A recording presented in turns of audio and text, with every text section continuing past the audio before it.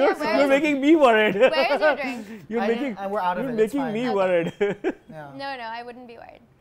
Akshay, let us know.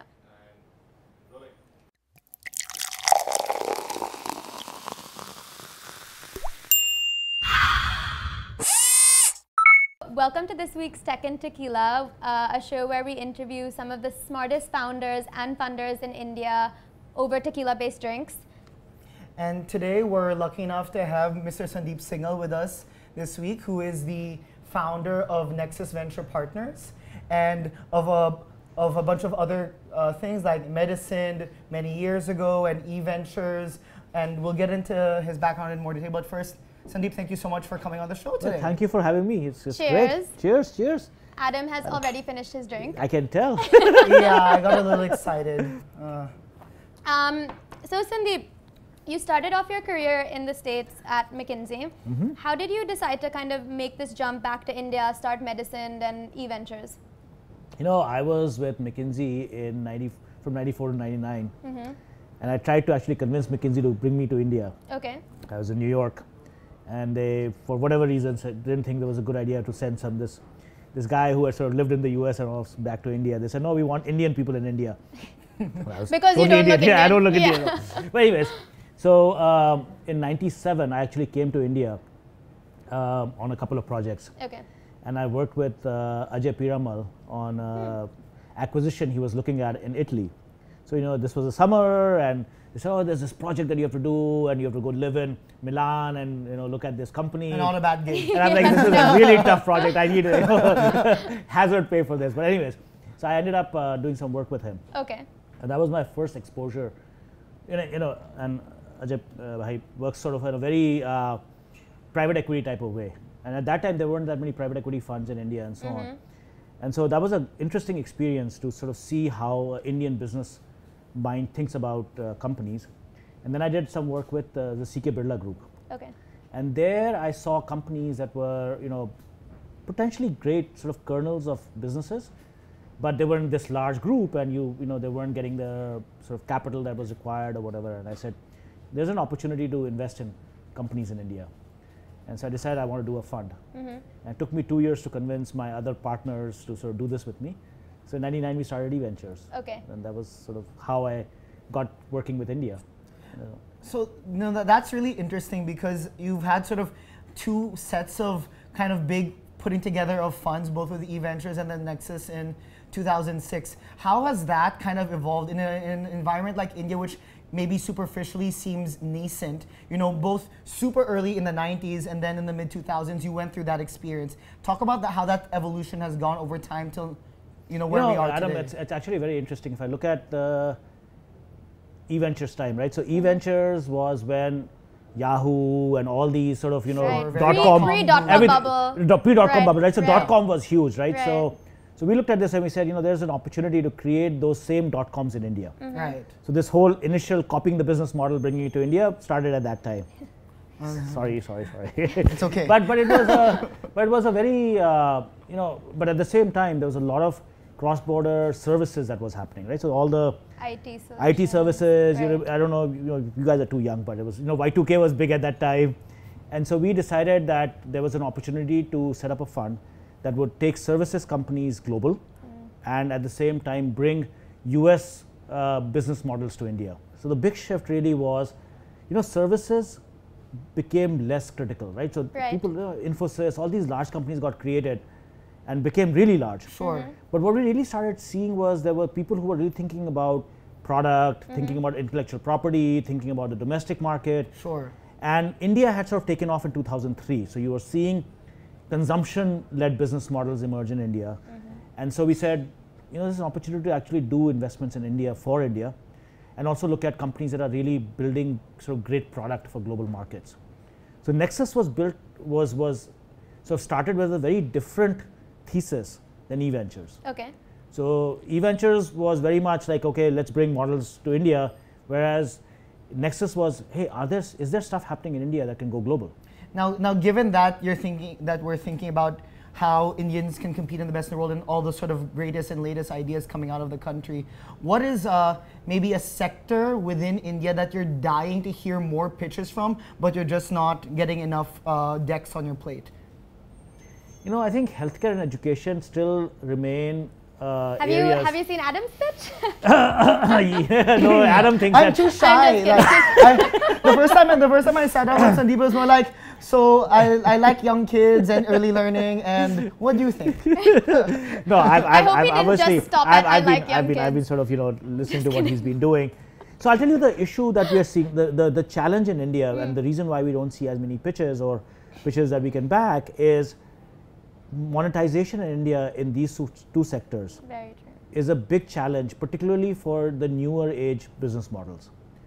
You know, so Adam like a freemium, right? Like a freemium model, right? That people feel that, hey, you know, we should just get this for free. free. Right. And obviously the government has had a role to play in this because they have sort of put it out there that education and healthcare should be free.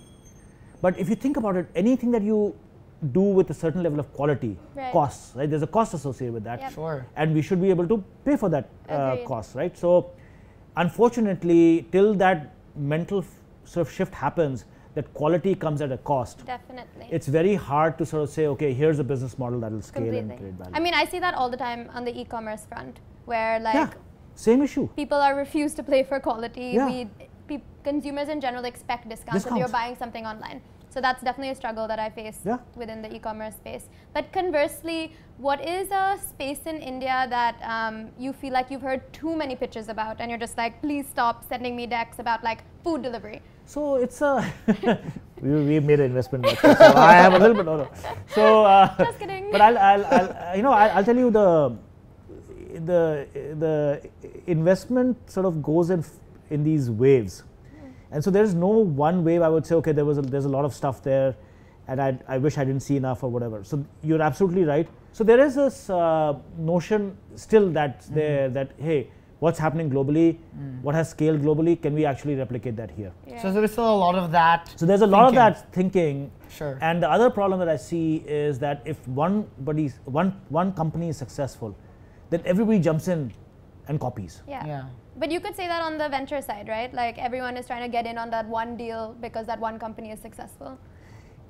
That's part of the problem. Right. But actually what ends up happening is if that company is successful and it takes only 2 venture capital guys, but there's 6 of us in the market, and the other person says, hey, you know, I can't let this space go, so let me find somebody I can back, and it just creates a very unhealthy competitive environment. Right, well, that puts us elegantly into the unhealthiest part of the interview, which is our Truth in Tequila section. Oh my gosh, okay. Just gonna leave these here casually. So, the rules of the game are fairly simple. You either answer truthfully to the questions or you take a shot of tequila. But the caveat is that if you do answer everything truthfully, Adam and I are supposed to have a shot. Yeah. So how do you know that I'm being truthful or not? That's exactly what I asked him. Yeah, I mean, listen. But we trust you. I feel like this is a relationship based on trust, and also the arbiters of truth are sitting here. So sure, we can consider ourselves that. So to start off with, what has been your biggest investment regret? So I backed a company in Hyderabad that I will not name, and it was a total write-off because it was a total fraud. Okay. Oof. And I look back and I say, why did I not catch this? We're going to be nice and allow it to be unnamed, right? Yeah, we should. Cool. Now, has a founder ever pitted your fund against another fund, and how did you strategically react to that situation? Happens all the time. All the time? Yeah. You know, founders are trying to get the best valuation, and so they will use our term sheet as a means to go and negotiate with somebody else or try and get a better valuation. It happens. Sometimes you get very upset because you're saying that, hey, I'm being used to get something, and other times you just sort of, you know, just... This is the game. What is the worst pitch that you've ever heard? When you think about worst pitches, it's, you know, I'll drink this one. Because at the end of the day, every entrepreneur that comes and pitches to you obviously is very passionate about what they're doing. True. Sure. And so I can't say, I can sort of say, what is this guy smoking or what is this girl smoking? But for them, it's their life. It's what they're doing, right? Fair. So I will. Cheers. Cheers to you. Oh, but he said Stanford. Now I'm gonna have to go back to my head of who it is. Don't worry. I highly doubt it was you. Yeah. What is the favorite board that you're a part of? You're asking me to sort of decide between my boards. Yes. You can see where we're trying to take you here. So the one that I probably enjoy the most from a intellectual sort of thinking perspective is this company called Liberate. Okay. And they're trying to sort of bring e-health.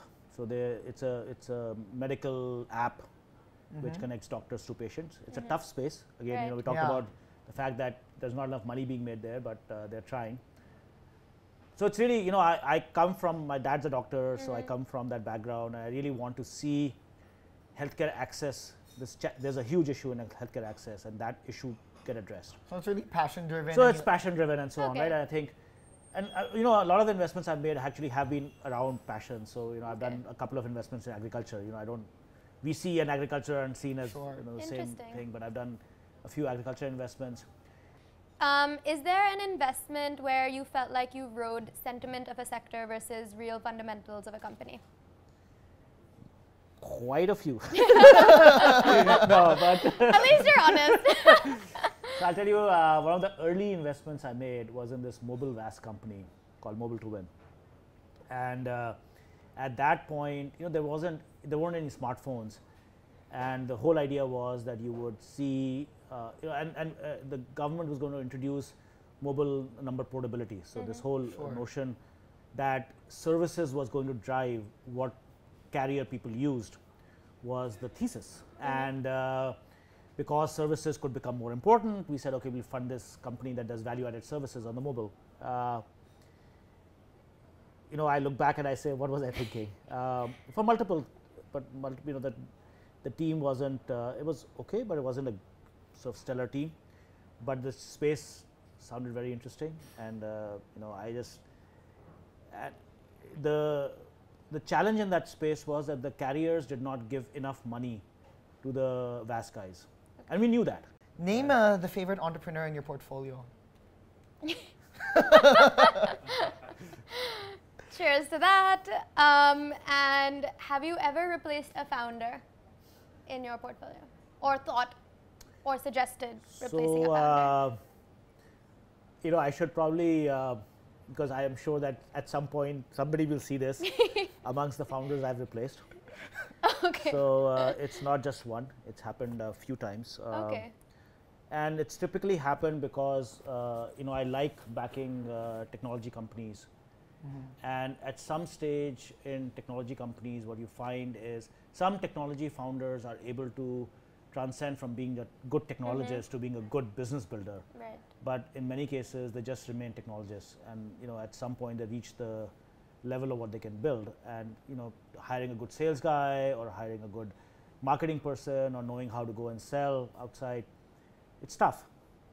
And it's not an easy discussion to have with the founder, because obviously it's their passion that got it to this point.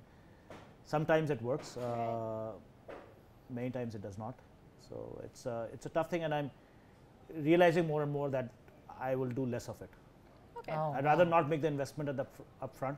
Right. It's a tough call, because what I'm saying right now in some ways is going to make it harder for tech founders to raise money, because I'm basically saying, listen, I'd rather not invest if I don't feel that you can carry over to the business side of things, right? Right. But I've realized that the pain of making that transition in founders later on is much harder for everyone, and it's better to say no upfront.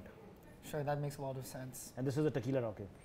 I'm glad. Yeah, no. A lot of honesty here. Yeah. We appreciate it. I'm just wondering if any of the founders see this video. It makes for good content, and that's all we're looking for. I think you passed with flying colors, because frankly, we normally ask just 4, and we ask 8 of you. So we asked 8. We asked 8. Oh wow! So I think we can kind of take it back to less alcohol-induced, coercive sort of focused questions. Yeah. Can you kind of talk a little bit about scaling companies in India? Have you noticed any patterns within the portfolio companies that you've invested in that have scaled? So it starts off obviously with targeting a large market. So if you're targeting latent demand and the market is not very well known, then there's always this push that you're doing to try and create a market, right? So, and sometimes it works, sometimes it doesn't work. So if you are much more aware up front as to what the market size is and how you're going to target it, you can build a larger business.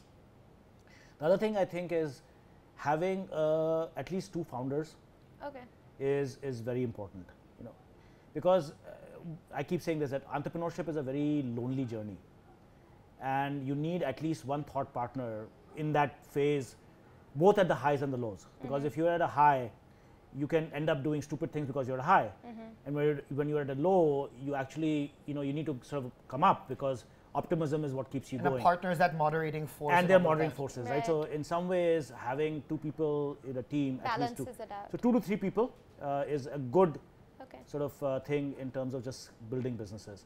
If you go to more than 3 partners, then managing the inter-partner dynamics becomes a challenge a little bit, and one person is just unless that person is really, really strong, like a Satyan over here, it's tough to pull this off.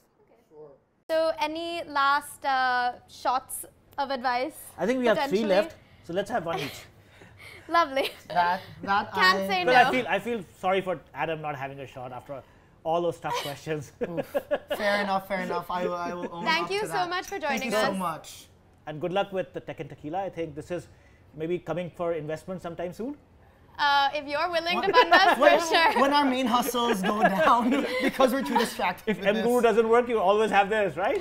Hedging, every day, hedging. Cheers. Cheers. Oh, that was really bad.